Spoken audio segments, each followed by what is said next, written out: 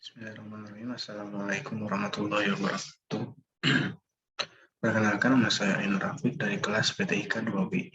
Di sini saya akan mempresentasikan yaitu mengenai materi pelajaran jaringan komputer yang diampu oleh dosen pembimbing yaitu Bapak Nanang Abdul Rahman, yang mana yang akan saya jelaskan yaitu mengenai tentang topologi jaringan.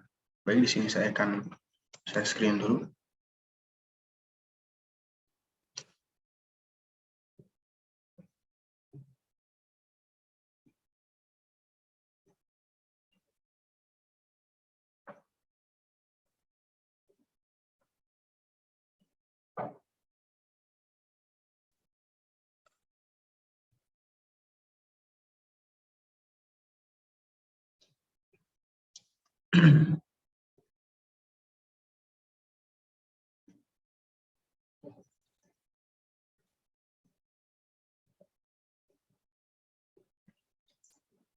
Di sini ada judulnya yaitu merancang topologi jaringan. Yang beranggotakan kelompok yaitu Angela Dwi Intan, Farah Azhara, Ainur Rafiq, Reva Kurnia, Arianto, dan Teguh.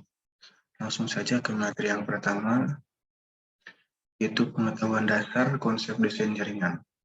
Jaringan komputer dapat diartikan sebagai istilah sejumlah terminal komunikasi yang terdiri dari dua komputer atau lebih yang saling terhubung.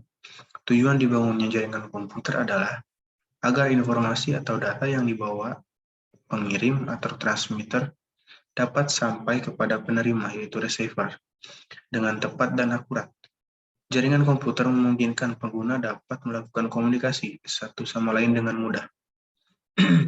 Selain itu, peran jaringan komputer sangat diperlukan untuk mengintegrasi data antar komputer-komputer klien sehingga diperoleh suatu data yang relevan. Ada pula aspek yang perlu diperhatikan dalam desain jaringan, yaitu perangkat keras, hardware, dan perangkat lunak. Di sini ada perangkat keras yaitu komputer, kartu antarmuka, jaringan dan internet, hub dan saklar, pengulang, jembatan, router, dan kabel UTP. Sedangkan perangkat lunak yaitu sistem operasi, bandwidth, adaptor, protokol jaringan, perangkat keamanan jaringan.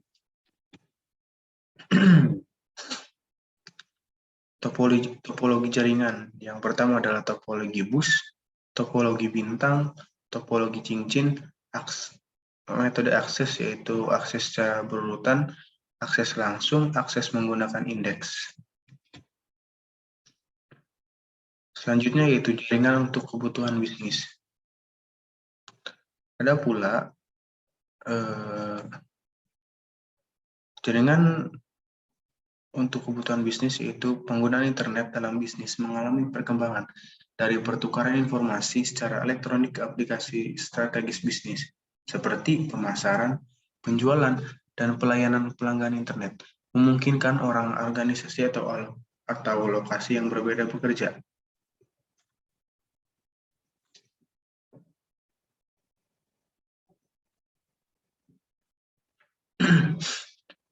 Maaf, yang berbeda bekerja sama sebagai satu tim virtual untuk mengembangkan, memproduksi, memasarkan, dan memelihara produk atau pelayanan. Dengan internet memungkinkan aplikasi elektronik commerce atau IEC dapat digunakan pada jaringan global dan biasanya dilengkapi dengan aplikasi pemrosesan pesanan secara online, electronic data interchange atau EDI untuk mengirim dokumen bisnis dan keamanan sistem pembayaran elektronik funds transfer atau EFT. Akibat internet, pemasaran terhadap perusahaan, produk, dan pelayanan menjadi proses yang interaktif saat ini. Situs web perusahaan bukan hanya sekedar menyajikan katalog produk dan media promosi, melainkan digunakan untuk berdialog, berdiskusi, dan berkonsultasi dengan konsumen secara online. Bulletin boards, kuesioner elektronik, mailing list, dan pengiriman surat elektronik, sehingga konsumen dapat dilibatkan secara langsung dan perancangan pengembangan pemasaran dan penjualan produk. Topologi jaringan dan jenisnya. Secara umum, topologi jaringan komputer adalah suatu bentuk struktur jaringan dan dibangun atau diinstalasi sesuai dengan kebutuhan dan digunakan untuk menghubungkan antara komputer satu dengan komputer yang lainnya menggunakan media kabel ataupun media wireless. Ada jenis topologi. Yang pertama ada topologi bus. Topologi bus ini sering juga disebut sebagai topologi. Kedua ada topologi ring, biasa juga disebut sebagai topologi cincin. Yang ketiga ada topologi star atau bintang, disebut topologi star karena bentuknya seperti bintang. Sebuah alat yang disebut konsentrator bisa berupa hub atau switch menjadi pusat, di mana sebuah komputer dalam jaringan dihubungkan ke konsentrator ini.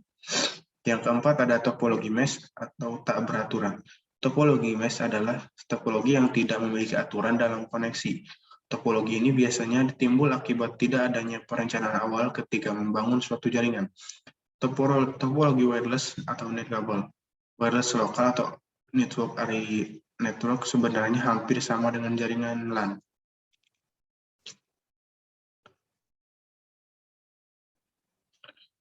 Selanjutnya ada pemilihan penggunaan sistem kabel atau wireless.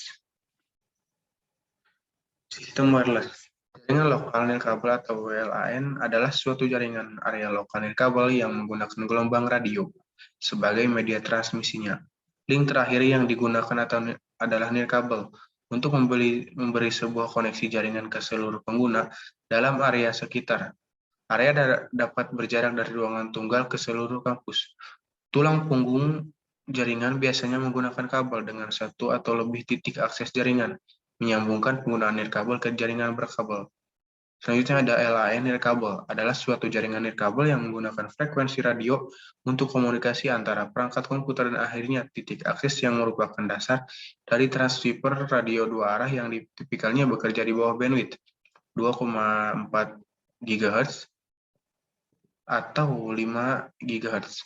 Kebanyakan peralatan mempunyai kualifikasi Wi-Fi, IEEE, atau akomodasi 11 dan menawarkan beberapa level keamanan seperti web dan atau WPA. Dan kekurangan jaringan nirkabel atau wireless antara lain, yaitu yang pertama kestabilan yang tinggi, kemudahan dalam instalasi dan konfigurasi, mudah dalam biaya tanpa kabel fisik cukup lewat gelombang radio, area kerja yang luas, infrastruktur yang berdimensi kecil, mudah untuk dibangun, kebebasan beraktivitas dan sebagainya. Sistem kabel. Kabel jaringan komputer adalah media di mana informasi berpindah dari satu perangkat jaringan ke satu perangkat jaringan yang lain.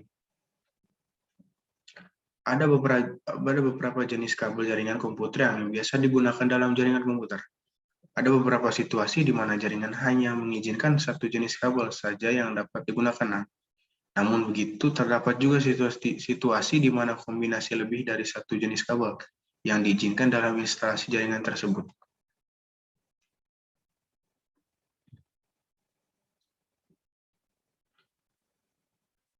Selanjutnya ada kelebihan jaringan kabel wired atau antara lain.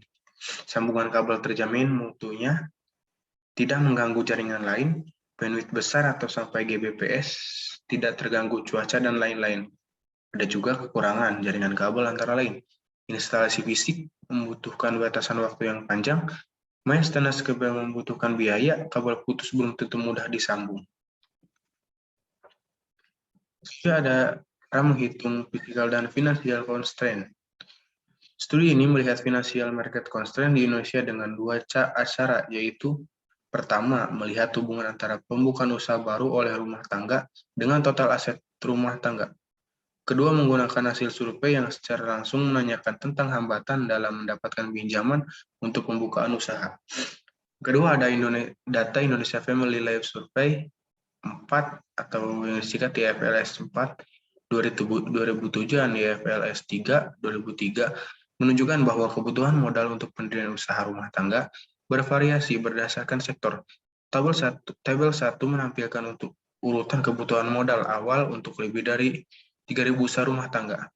Sektor keuangan, asuransi, dan real estate membutuhkan modal awal paling besar diikuti dengan sektor angkutan dan komunikasi.